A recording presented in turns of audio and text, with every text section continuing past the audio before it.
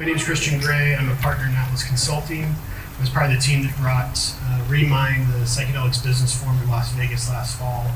I also host some different events around Southern California, including advising Jacob on District216, which is really special. And you guys get to take advantage of that and participate in it, so I'm glad that you're here tonight. The rest of the content will have 3 speakers. We'll have folks come up individually, and then as long as we can keep our time tight, they'll assemble into a panel, and then we'll do a proper Q&A with you folks. Getting ready for this tonight, I thought a little bit about growing up in Northern California. I'm a Gen Xer, so grew up in the 70s. How many people here are born before 1970? Raise your hands. Probably about split the crowd. Okay, put your hands down. Put your hands up if you're born after 1970. Woo, okay. I guess I'm trending towards the older side. Great. So, growing up in the 70s, I got to watch reruns of The Lone Ranger. The Lone Ranger Returns. Hogan's Heroes was a great show. And then HR Puffin stuff, you might guess which one of those programs led me to my psychedelic experiences. If you don't know what HR Puffin stuff is, you should absolutely look it up. It wasn't until I got to college and I had a class on American Ethnic Studies by Professor Jerry Padilla. We used to call him Padilla, and he really loved that we did that all the time. And, getting to read Blackout Speaks and being from kind of a white working class family in the East Bay, no real concept of what we did as a country. Cultural and physical genocide and boarding schools and the Bureau of Indian Affairs. And fast forward to the Native American Church and their use of a sacrament called peyote. There's so many different issues to talk about tonight. And I'm just really pleased and honored to have Ariel Clark. She's a premier attorney in the cannabis space. She's making strides with the Psychedelic Bar Association. And we're going to have Ariel come up and speak for a few minutes. And then we'll have the rest of the team. We should probably run the next video really quick. So benefit honoring, and what's it mean to honor the legacy of the indigenous peoples that have been using these plant medicines for hundreds, if not thousands of years, is part of the conversation. And we'd love you to hear from Mike, and then we'll bring up Ariel. I first made contact with SIA when I was researching the history of peyote for my book, Mescaline. And they invited me to visit them, and I was immediately struck by the incredible generosity that they showed towards their history and their culture and with their hospitality. And I quickly realized that this was a central part of the way that they lived their culture. As Troy often says, give your best, don't give your second best, don't give something that you can spare. If you give your best, then the best will come back to you. And I think that's one of the principles behind benefit honoring. This is not charity, it's not about giving a bit of surplus, it's a much deeper reciprocity than that. It's a kind of reciprocity that lifts everybody up and makes everybody stronger. Ariel, you want to come on up? Everybody give a hand to Ariel Clark, please.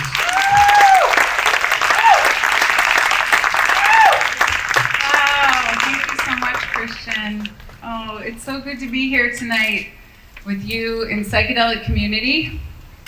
Here we are together at District216, so beautiful. And I'm so grateful to be here with my friends and colleagues that I love and admire and respect so much to talk tonight about benefit honoring, which to me is foundationally about relationship.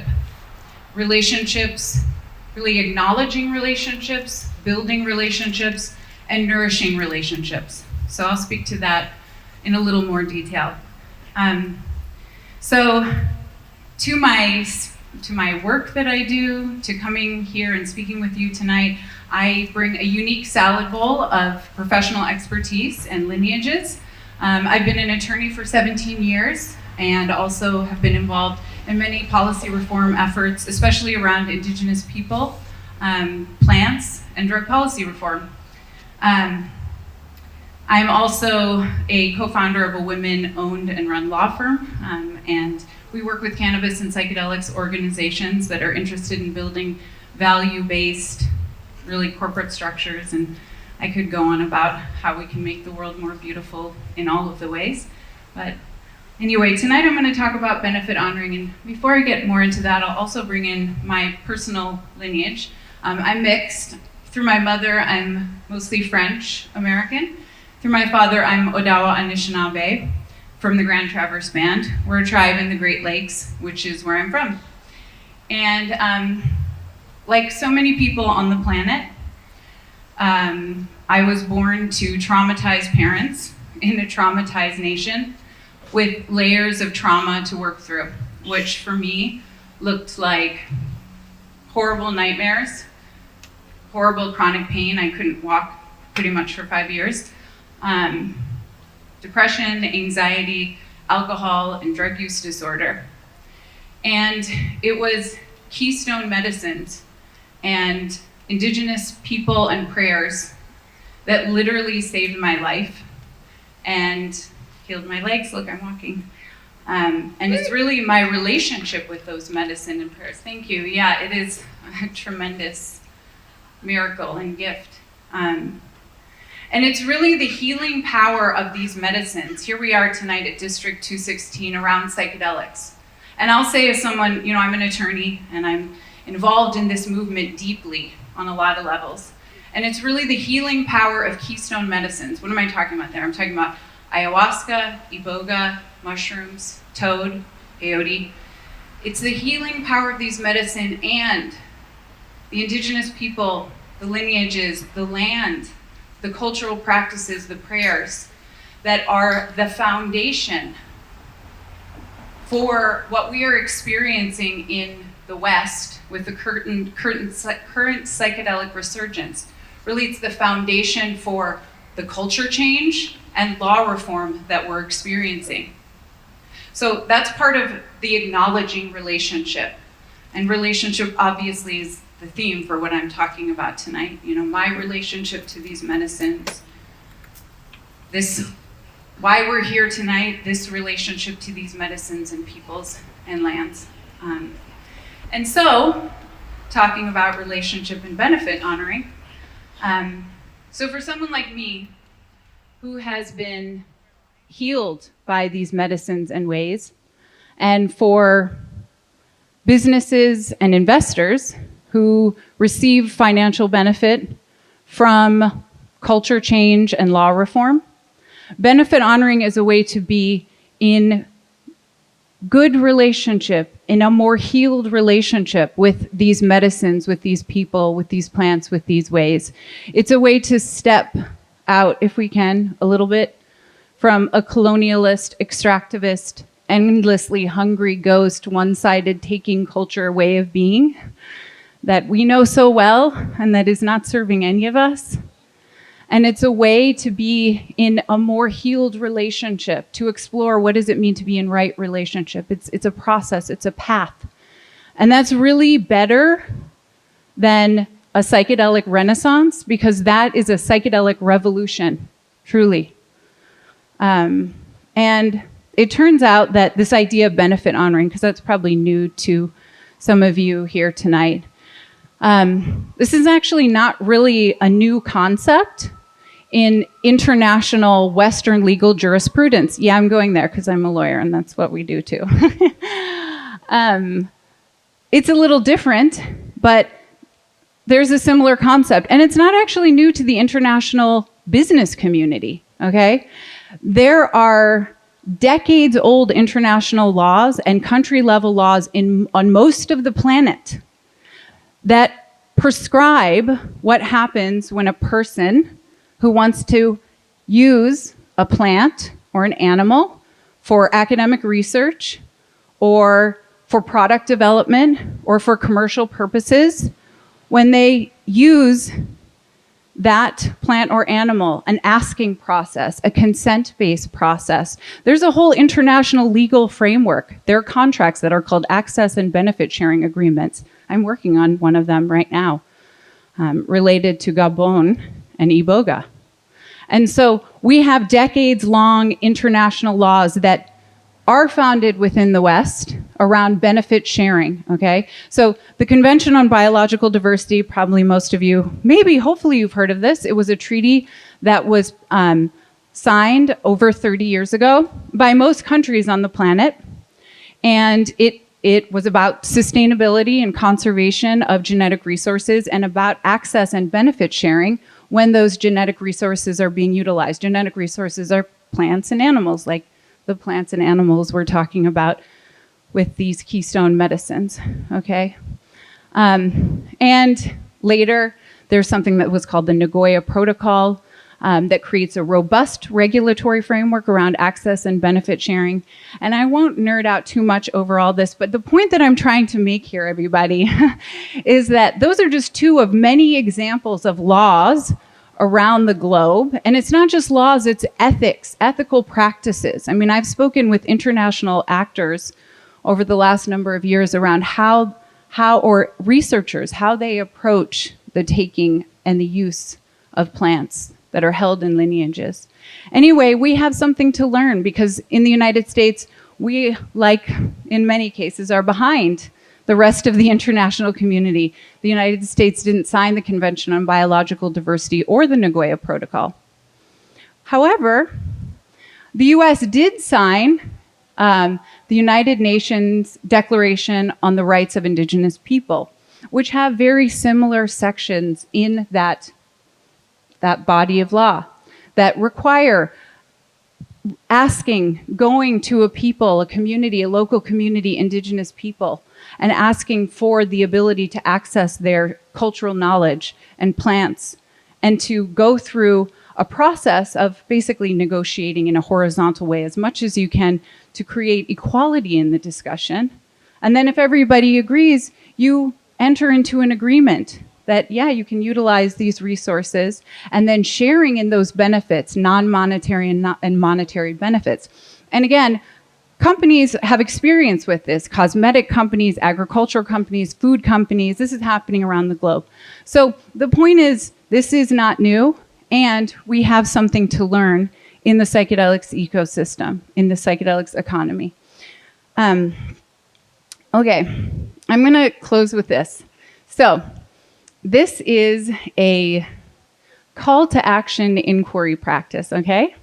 So, everybody here, each of you, human beings, and I'm so grateful to be here with, I will invite you, if you feel comfortable, to start to have a bit of an inward gaze. So I know we're all here together and you're looking at me, but because I want to invite you into an inquiry practice. So if you feel comfortable, just close your eyes for a moment and start to feel your body, maybe your heartbeat. My heart is beating fast because I'm a little nervous. Maybe your heart, you feel it beating, and you feel your arms and your legs and your breath. And so just feel yourself breathe for a moment. And imagine a medicine that maybe you've worked with or want to work with. Let's say it's mushrooms.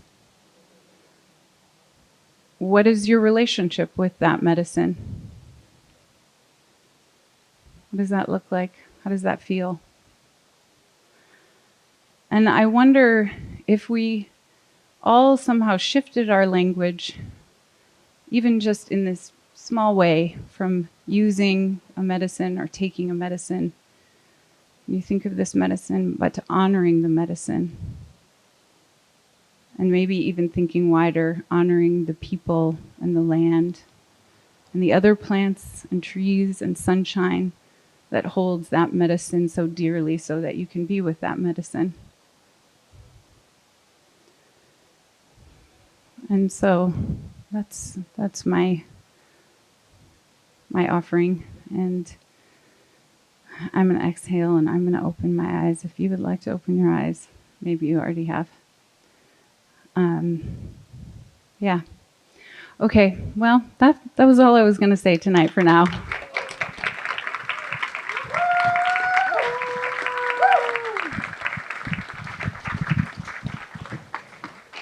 Thank you so much, Ariel. Amazing. So I'm going to invite you not to close your eyes. Pull out your device. You all have one, or most of you do. And since I'm dyslexic, I'm going to cheat Nagoya Protocol on Access and Benefit Sharing, NAGOYA. Just type it in the Googles, save it for later, and you can do a little reading on your own time. It's a great way to get educated on some new things. Lucas Gerler is going to come up and chat with us a little bit about Nagoya protocols and benefit honoring. And come on up, Lucas. Who the hell is this guy? Yeah. You guys probably don't know me, right?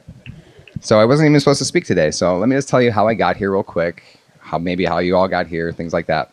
My name is Lucas Gerler. I'm the COO, board member, advisor, friend of David Heldereth, who is supposed to be here speaking to you guys tonight. David is a really good buddy of mine that he was the one that together with a bunch of people fought the DEA last year when they were trying to schedule some things, Schedule 1, that already were covered under other things being Scheduled 1. And so anytime things get Scheduled 1, like cannabis, for instance, it makes it really hard to have any medicinal value. It takes it really hard to drop that back. So I am here because he unfortunately couldn't make it here. That being said, I have my own story, so I'm going to tell that from my story and my perspective. And David and I have been friends for a very long time, so he's also part of this story as well. So myself, I started my, let's say, journey after being hit by a drunk driver. That drunk driver hit me going 75 miles an hour when I was 21 years old, 2 weeks after I turned 21, a year after I had my first child. My other child is running around here because, again, I wasn't supposed to be speaking. I was down in Huntington Beach, but before I was in Huntington Beach, I was in Las Vegas and then Orlando and then Miami or Delray before that. I was in Homestead where I threw an event with Imagi Tribe. There they did some certain ceremonies. They actually talked about the eagle and the condor, and it was Emil Condor and Camille Condor and another girl whose last name is Aguilar. And they did all sorts of different ceremonies and things like that. Before that, I was in Puerto Rico. I literally have my hands in just about everything, and so I'm not going to go into all the different titles and businesses and things like that I have my hands in, but typically I'm behind the scenes putting things together. I'm not in front of people on a stage, but I have been on a stage. I spoke at the Psychedelic Conference in DC, and then I actually sat inside of a teepee under the DC monument with Nathan. That was a very wonderful experience and not something that I ever dreamed that I would do. Panacea Plant Sciences, panacea means the cure-all. And so the idea is that all plants, anything that you put in your body, ethnogens or otherwise, are sustenance, right? We criminalized sustenances and made it specific things drugs and other things not drugs. And there's an issue with that. And so Panacea seeks to rectify that issue by the right way, going to market and intellectual property out from our company to the market, so that we're not necessarily bringing things directly to the market, but we're coming up with patents. And you can't patent a molecule, but you can patent delivery systems. So we partner with companies, universities, research groups like UMass that has a delivery system. The same way that you have Tylenol extended release, you could have psilocybin extended release. You can have non-psychoactive, you can have psychoactive versions of things. We have friends that have DMT patches that they're working on that are non-psychoactive DMT patches. There's people that need different things than you may need, and there's a different experience and perspective than yours. So when you think of, let's say, criminalizing something, don't think of yourself, but think of maybe a different version of yourself that might need something at some different point. And CBD is a great example. Everybody was like, oh, great, CBD is going to cure me. Well, not in the amounts that most people take it. But if you combine it with the right things and you take it in the right regimen and you otherwise follow discipline and otherwise health in your life and other sustenance, then it can actually probably heal you or help you or keep you from getting further into your cancer or whatever it is that you're fighting that CBD, THC, or some other drug is doing. So for me, benefit honoring and why I'm on the stage, I guess, today is that Panacea gives 34% of our equity into perpetuity to Indigenous or 503c environmental nonprofits. Thank you. Thank you. That said, that's really hard to go to market with, right? I don't know if anybody has money in the crowd who's tried to raise money or vested in companies, but it's really hard to invest in a company where 34% of it is already out the door, right? And so we have to then reimagine what it means to do business in this space and what it means to truly partner with indigenous nations, tribes, and cultures around the world, and what it means to benefit honor and truly create a symbiotic business relationship. And so what that's evolved to over the course of the last few years has been a lot of great relationships, but not a ton of money coming in. There was maybe last year $330 million invested into the psychedelic space. Just to give you an idea, to bring a drug to market, it's about $100 million, and that would be like psilocybin 1.4-30 that one company would be able to bring to market, right? And so in terms of the battle, we are losing. There's people that have a lot of other money that are winning, and the only way that we can truly win is if we all come together, if we all fight together, and that means cannabis, it means everything else as well, and that we truly make it where when you see through it, there's an authentic reason that something is set up that way. So it maybe means bringing production, manufacturing to people in specific lands, giving them first rights for specific things or protection for certain things, right? It means not just lip service, but it means very specific, very actionable, very policy-backed, insured, because if you create something that goes into the market and it doesn't work, this is, I guess what I'm saying, this is a system that you have to work with or replace. And so right now we're at the point that we have to work with it. And so working with the system means that you have to work with all sides. You can't be left, you can't be right, you can't be in the middle, you can't not be in it. And you have to work with all nations and all tribes. I have a background in global studies. I never thought I would use it, but apparently it comes in handy sometimes, right? I myself, that accident, I've been struck by lightning twice. I've been in 5 other accidents. I died for 15 minutes one time. So I have found psychedelics for me to help me be exactly who I am today and to focus and do all the things that I need to do to live in this world. Yeah, it's fun stuff, right? So for me, I probably think that my time's about up, but I'm definitely looking forward to sharing the stage with these two. The last thing that I'll leave you with is that Remind saw me speak down at one conference, and then I suggested that they bring these people into the other conference where David spoke as well. And so technically we're all here because of me. I just wanted to put that out there, but none of y'all know me. So you will know me now. You can look up The Lucas, so Thee Lucas is me on every social everywhere, and then Panacea Plant Sciences is Panacea Plant Sciences. So mic drop.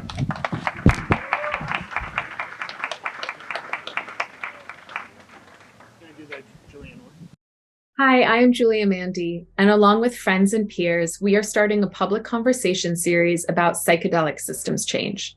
Psychedelic refers to the experience of an altered state of consciousness, but also in this case, a metaphor to recognize that the universe is animate, alive, and actively dancing alongside us as we live day to day.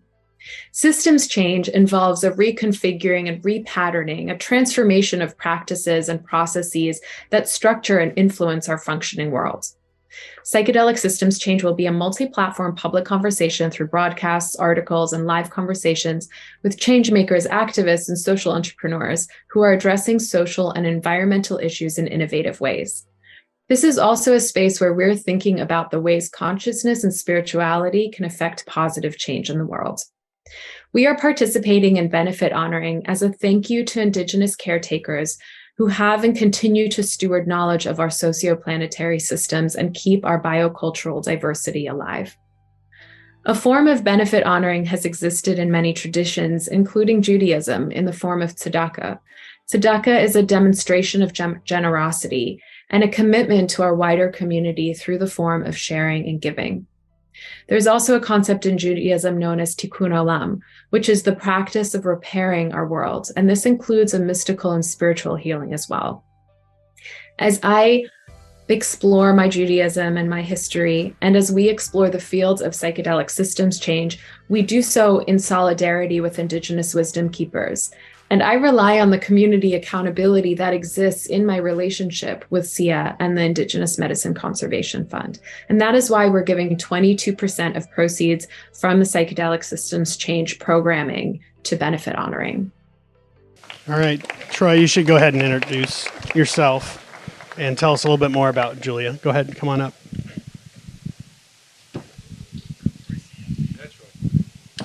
Marowe. Quina makuitsa kuitanai. When I was a young man, I was injured in the military. And I was in a helicopter wreck and fractured 29 fractures in my spine. And they said, well, all we can do for you is give you drugs and surgery. I was like, wow, those are really terrible choices.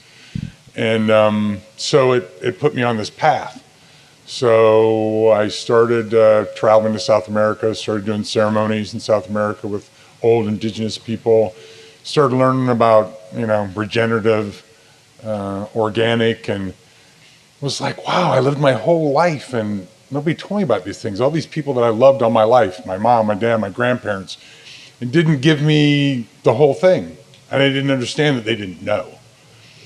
And so all at once, one day, I was hitchhiking back from Santa Marta, Colombia, and I turned right at Denver, and I got picked up by a Comanche medicine man with a baby eagle sitting in the seat. I sat down and looked over, and this thing was looking me dead in the eye. And I was like, what is going on here? He goes, I'm kind of falling asleep. You want to help me out? And you want to go to an eagle's nest? I'm like, okay. And so now it's 44 years later. And I've lived with the Comanches all my life. And I was brought in by the oldest Comanche lady. She was lived to be 109. And after a couple years living with them, which is, it's kind of like being a slave, they took me in as a captive, which the incident had happened. We were in Wyoming doing field work in the sacred places. And back then we didn't have any cell phones or anything like that, so nobody knew where we were and when we would be home. And we had an incident happen where climbing up a tree, and 2 baby eagles were in the nest, and they looked old enough to go up and band. And all at once they stood up, and they weren't old enough, and they jumped into a raging river at flood stage. And so I dove out of the tree and went underwater, and the medicine person is running along the river trying to balance the time with us. I was like, where are you coming up at? And I found one of the eagles, and the big feet came up, and I handed him the eagle. And then I went back under and come way down the river and found the other eagle. I found it in the dark and grabbed it.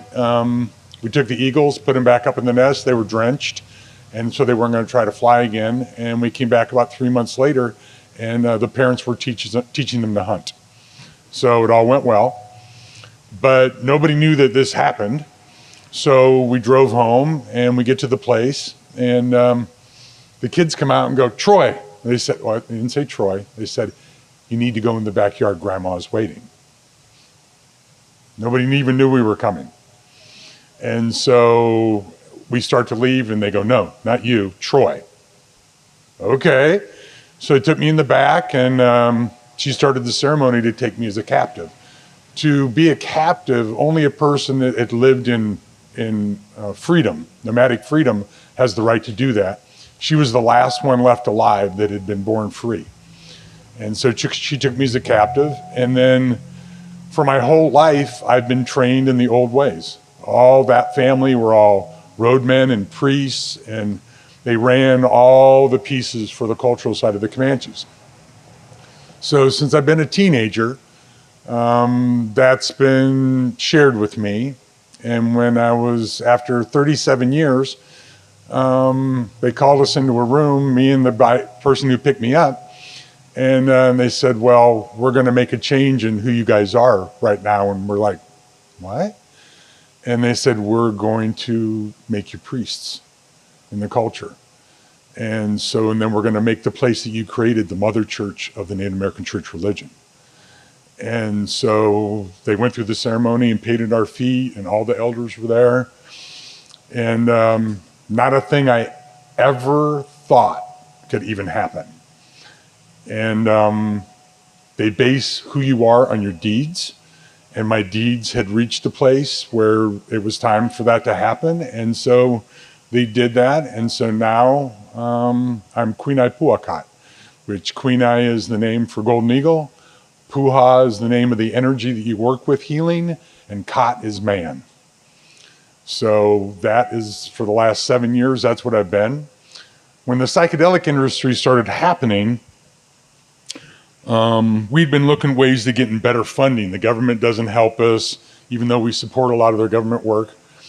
And so we saw that there wasn't a way for companies and people to give to indigenous people to balance with the Nagoya protocols. So we created benefit honoring. I sat with the elders and asked what they wanted and how they wanted it and the numbers that they wanted that were sacred. And so we created the foundation from that. And so it's a way to give access. The elders said to me, you know, the society is taken from us, ruined our families, killed our children, give us diseases, traumatized us for generations. So this is what we want to do. We want to give access. We want to give access to the society that did this to heal. So we're going to create benefit honoring, which is honoring is something that we do every day in everything we do. And so we're going to give them access to this so they can heal. So it was an amazing gesture by the elders when they came up with this. And they said, Troy, you're going to do it. And they said, we're going to stay here and stay clean, and you're going to go out into the world and get dirty. And so when you come back, we'll take care of you and cleanse you and help you in the community, and then we'll send you back out. And so for the last 3.5 years, that's what I've been doing, is bringing this out. The website just went live yesterday, and we've worked with many people. These people here have hearts so open that that's what we all want to be. And we've created a community by spending a lot of time with these different people that really want to do the deep, rich work. And so between us and the Indigenous Medicine Conservation Fund, we service about 800 tribes around the world. And all the tribes that take care of the medicines, the ayahuasca, the psilocybin, the peyote, the toad, so they take care of this. This is their sacrament. This is how they live. And one of the main things that we do at SIA is we're the largest breeder of eagles in the world. So I've got 140 eagles at the place, half the world's eagle species, 24 species out of the 48 that are out there. And so when we pray Comanche way, we pray through the eagles. So we can feel in our ceremonial prayers when eagles are having a hard time in a country.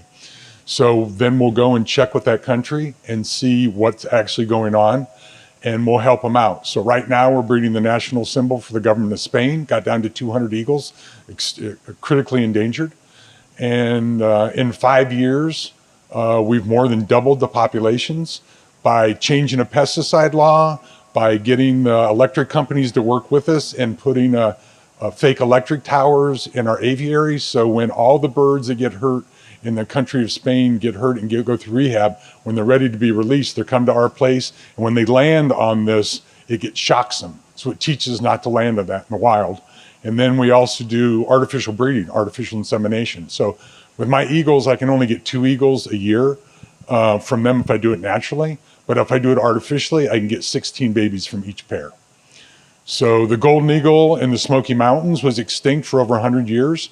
We released over 200 babies there, and now it's fully back in the Smoky Mountains. So when the bald eagle got to less than 1,000, they came to us after we did the golden eagles, and they said, can you do this for us with the bald? And so we did the first bald through artificial insemination in the history of the world. And then we released another 200 and some in 11 states in central United States. And now we have more bald eagles than we ever had in history.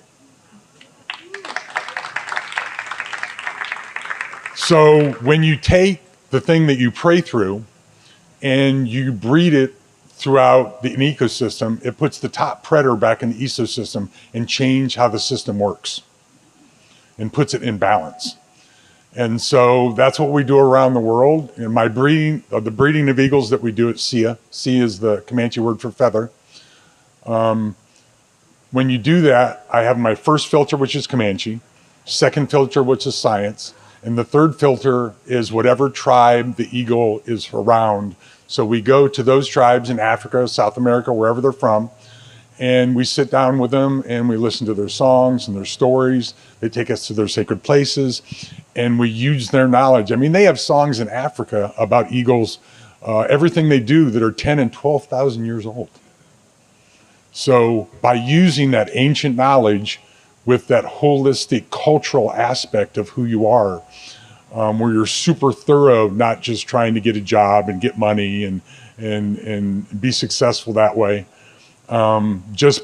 because doing it is your culture. And when you pray, you want to have the full prayers used of everybody in the ceremonial.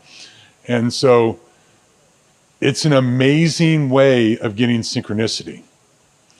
And when benefit honoring is bringing not only private people, but business into synchronicity. So we can work together with this, with the benefits from the corporations and the knowledge and the plants that they're taking by giving back. That stuff is spread. Like right now, we're finishing buying a big piece of land in two places, buying a whole mountain in Colombia right now. The money, $160,000, is on the top of the mountain with the healers being cleansed right now before it's taken down off the mountain and put into a bank account, which they don't ever have. We had to create that for them. And they don't believe in owning land, but to get it back from the mining company, we had to do this. So it's a bunch of ways that we can help them to do this. So this was ceremonial land for thousands of years, and now it's back in their hands. And there's another one going on right now that we have one more week till we close on. And it's Ariel ground that has to do with Sundance. And so we get the pieces of land, we help them replant the ecosystem in the Amazon and around the world. They're the great stewards of conservation. For us, we do single stewardship and we separate it from everything else. They do holistic stewardship indigenously. So they take care of everything and everything's in balance. And when that happens, there's this richness and this bloom that happens that our society and money doesn't see and can't be a part of. But so if I make a business that gives the words that they can hear and the benefits that the people can use, it creates this bond. And the fund and us, we stay between them. So again, we keep them clean and we work with the groups. And so one of the things that in nonprofits always like to do is they say we're going to give back, but they give back to friends of theirs and things they know so they can control the monies. And that's not giving. So when you truly give, you give without any expectations of return and you let go of control. And our society has a hard time letting go of control. So we just never let them have contact with the other side. They have contact with us.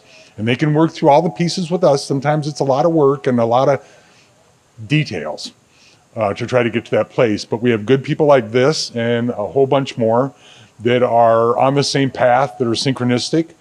And, they're bringing it. And peyote's having a really hard time, and there's a combination of things with that: wind power, farming, climate change. And we're working with a lot of those different groups. And I have a lot more to share, but any question you want to ask or anywhere you want to go? I can do that. Okay. Right relationship, there's different forms of indigenous people. But the core of where I live is a traditionist indigenous people. They are the ones that live the way.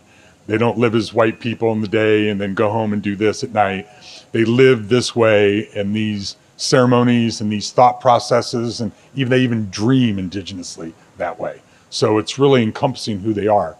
So what we do, right relationship, say with me with eagles. To do artificial insemination on an eagle and a top predator like that, I have to make a bond with the female eagle where I become the male eagle. And it could take me 2, maybe 3 years to make that bond with it. But when that changes and it takes me on as its mate, then if it sees another eagle of its kind, it will kill it immediately, because now it thinks that I'm its kind. And so we go through breeding together. When it's time for that, she calls me in, she calls to me, she sings to me, she calls me in, she gets in the position, I rub her back, she flips her tail, and I inseminate her. And so we raise the babies together. When she wants to get off the nest to go eat or take a bath, she calls me and I go in and take care of the babies and all the things like that. So that's right relationship. It's not right relationship, conscious mind, right relationship. It's an animal that has no ego, that's connected wild, that's a top predator that doesn't have to have a balance with anybody else. Making that choice internally that you are in that place, that you're my mate now. And that type of right relationship changes your life. And it's the same way with males. The males will call me in and I'll be the female eagle there. And they'll call me in and court, and I'll let them get up on my back and they'll start to where they're going to breathe. I'll put them on my arm and they'll give semen right into a vial. And then I go and do that with the female. So to be in those relationships every day, all the time, where they never shut off, they're super conscious and they see everything. So they can see a field mouse from 10,000 feet. They can see an ant the length of a football field. They have the strength of 10 men's 2 hands in 1 foot. And then 4-inch sharp talons that can go through my arm just like that, just because they think it. Even though I have a glove on her, they can go right through the glove and right through that. So the bond that you have to create right relationship is a thing that we all used to live in. The whole earth used to be in that place until we decided that money was real. And so when we decided that was real, we displaced the real God with that. And so, but there still are a huge amount of people on the earth that live the way. And so I want to share some of those things with you, and communicating this with you, which is like behind the curtain, Mr. Wizard kind of a thing, where things that you don't really hear about, because traditional people are humble and quiet. They're not shouting and out of balance. They're super in balance. And when that's going on, they almost disappear from your view. And so imagine whole tribes of people living that way, instead of trying to be the loudest person in the room, or the most on social media, or the most money in their pocket, or things like that. They don't even have those things like at all. And so they make their own clothes. They're not trying to look better than somebody else. They weave their own things. They make their own moccasins. Everything for them is this journey of honoring. And so one of the things I think that we really need is learn how to honor better. Honor your mates, honor your parents, honor your relatives, honor the earth, honor the animals. We need to listen better, and we need to be still and be quiet and let them have their say, because they're screaming right now. They're having a really hard time. I travel the world. I've lived in 55 countries and been in many, many middle of nowhere places that only Indigenous priests get to go. And even those, with climate change, is being powerfully attacked right now, with no human people being there. That's really kind of scary. Yeah. So we're going to have the panel now, and sure appreciate y'all.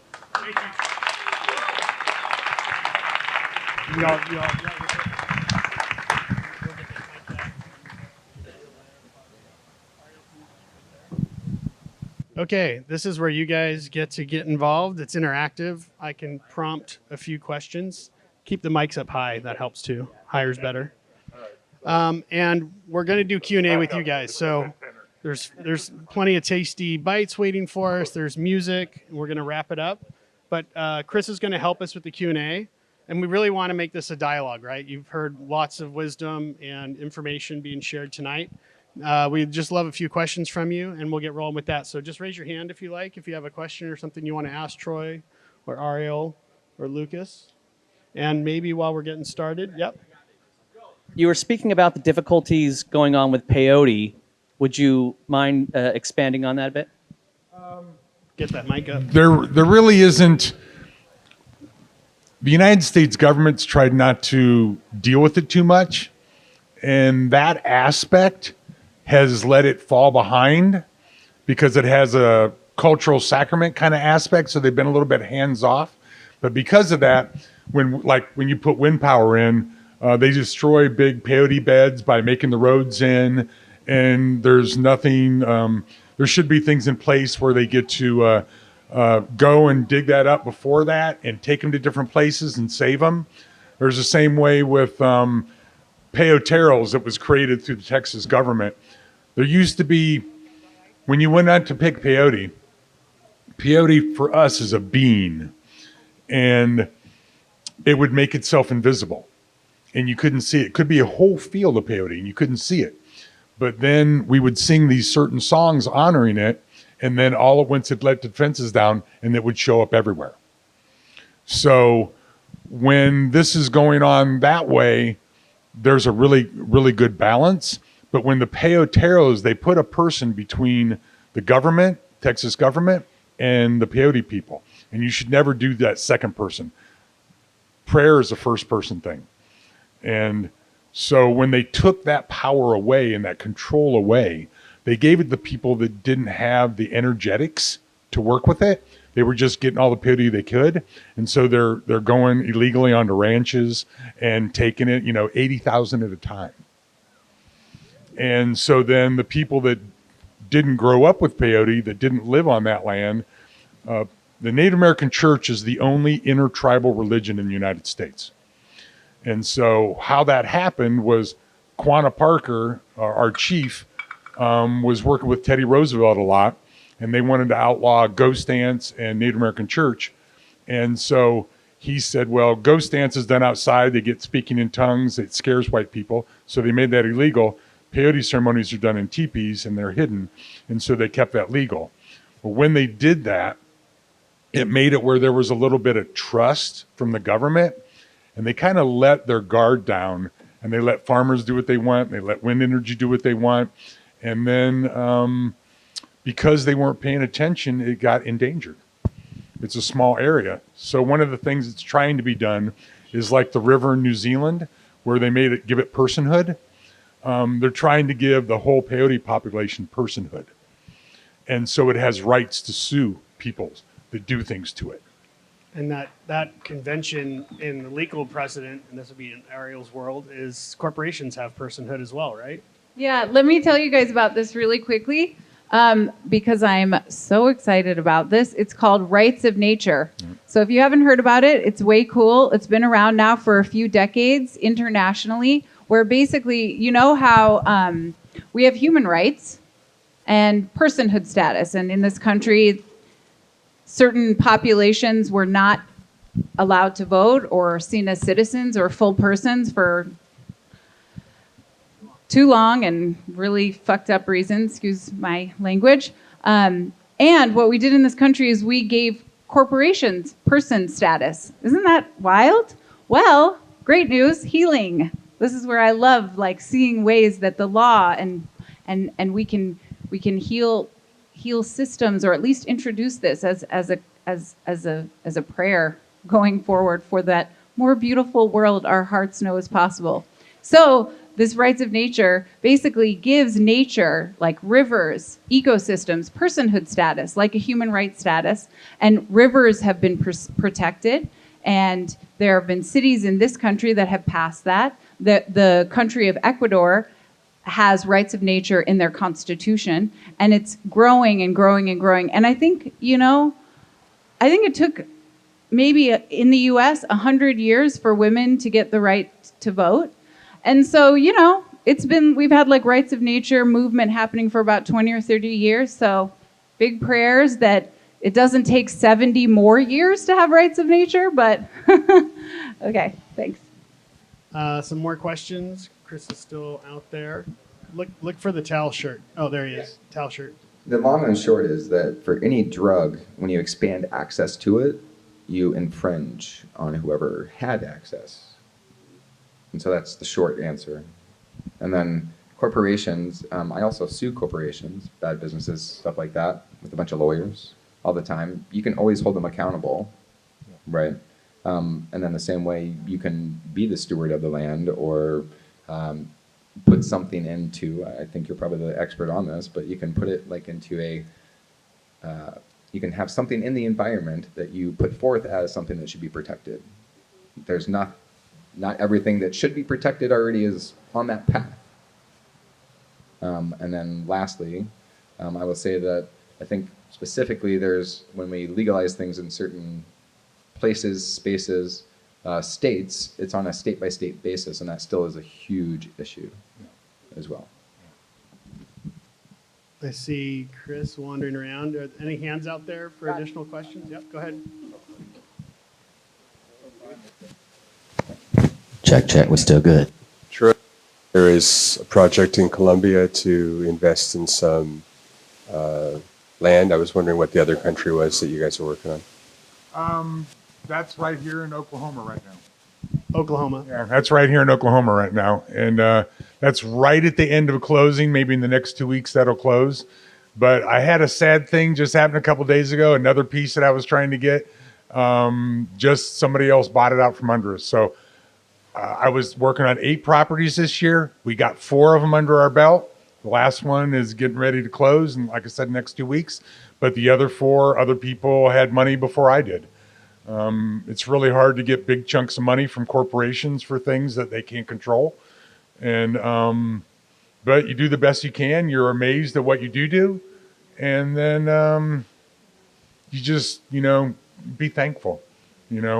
People are trying to give back, but it's kind of it's like you start doing push-ups today, you can do 2, but in a month you can do 50. So the corporations are learning how to do this. And they're asking lots of questions that don't make any difference. But finally, they'll hit on things that are the right things.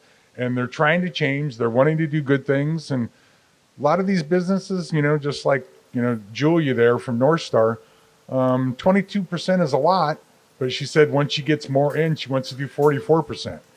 So it sounds big to me, but they're taking it on. I mean, there's a pharmaceutical company that's not only going to give back 10%, they could be a $2 billion company.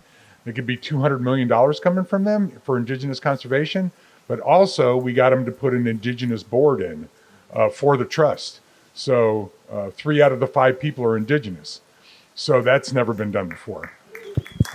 Troy, you said the website went live yesterday, just for folks who want more. benefithonoring.com.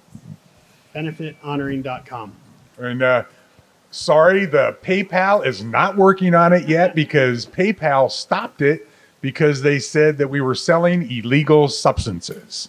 We'll fix that. We have lots of attorneys. Yeah, so I'm the guy for that. So soon, maybe in the next few days, they've been on it about a week now, and so we'll see. Chris? We have one.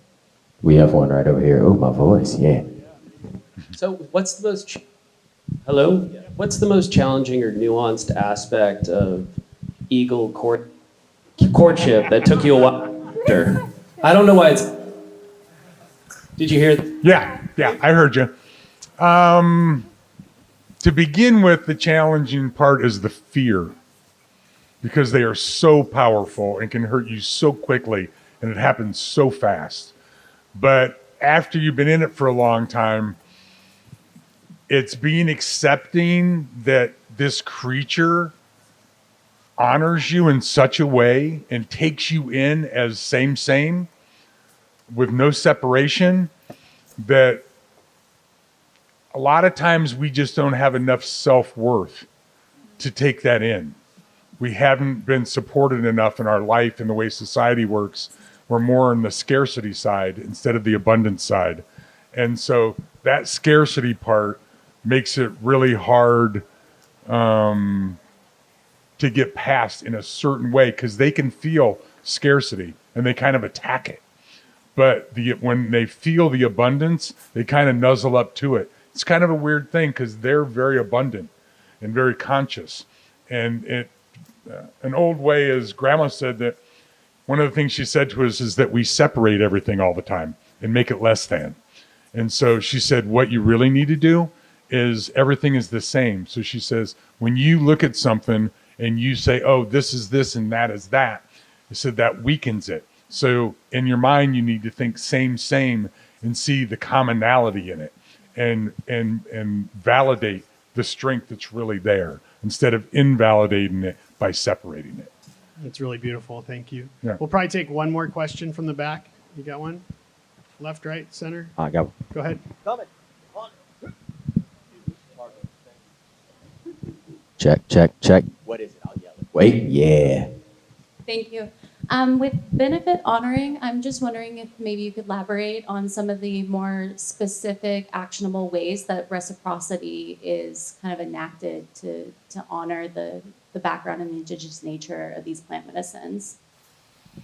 Okay, well, the first thing is when the money comes in, it goes directly into the fund and has a conservation board that's from indigenous people all over the world. And it's only touched by them. It's indigenously led and ceremonial decision making. And so it's as clean as anything I've ever been a part of that mixes a lot of groups of tribal people together. And so the one piece that's interesting for the businesses is that I give them, through benefit honoring, they get specific ways. Say it's ketamine and MDMA, then you give 4%. If it's the botanical, ayahuasca, ibogaine, toad, those pieces, then it's a bare minimum 8%. If your company goes above $1 billion, then it switches to a 10 to 20%, whichever you choose, which in America it's trusts, and which is an indigenously led board. And in Europe it's foundations, which is an indigenously led board that we have not gotten in yet. We've got the foundation to give 20% of a company in Switzerland, but we've not got an indigenous led board in a foundation in Europe yet. And so then there's a 32%, a 44%. And so that makes it for the very first time that indigenous people can track what someone says they're going to give and then what they get. Usually you just get the scraps left on the table. And so they say, oh, that's just all we have, because they spend what they want first and then they give the least. And that's exactly the opposite of how grandmother taught us. Give your best, give till it hurts. And that's where differences are made. And this gives access to personal people to tithe to 4, 8, 10% if you want to do more. 10% is usually the normal piece. And then the business is, like I said, all the way to 44%. So this makes a specific way to do it and a specific way to track it for them, so they can be aware of what they're doing with building or land buybacks, or what they're doing with the plants, and sending people out to check and see how they're doing in the wilderness, so they know what they need to do later. And it's all led by indigenous people, all the people that were chosen by their tribes. It's not they're leading a business or they're doing this, or it's the people go into ceremony, they go in with an intention, they make a decision when they come out. That decision is passed on to the next piece. A person is picked that can follow through with that decision, and that person is put on the board through the indigenous-led aspect. So it's really powerful. Thank you so much for that question. Yeah. I think we're going to wrap up the panel. Troy, did you want to close the container? Yeah. You did the cedering earlier, and you want to give instructions to some of the folks about what's happening? Well, we're going to do two things. This is the interactive part of the evening. Yeah, when you meet an indigenous person, of course, as a person, you just shake their hand. But You're going to need the mic. white people, people that aren't of the indigenous realm don't know how to do that correctly. And so if you do that incorrectly, the indigenous people know that you don't know them, that you don't honor them, and then they're going to not share with you. So I'm going to share a little piece of that, which is very simple. And stand up, hon. And so you look them in the eye, and it's one shake. That's it. And then you go to the next person. So when you finish, everybody here, I'm going to do something, and then when you finish, everybody go around, shake each other's hand one time, look them in the eye. So when you leave here, you'll have that skill. When you meet an Indigenous person the next time, you'll greet them correctly. It's very important for how the rest of your evening goes with them. So I'm going to close this in an old, ancient, Indigenous way. And I'm going to bring my friends, the eagle, with me in a certain way. And I'm going to share this tone with you that you'll be able to carry with you in your lives. It's amazing. You'll hear it in your dreams. You'll see it in your waking hours. It's when you get to that place of honoring, this is something that will come up for you. And so when you leave here, you'll carry this with you from now on.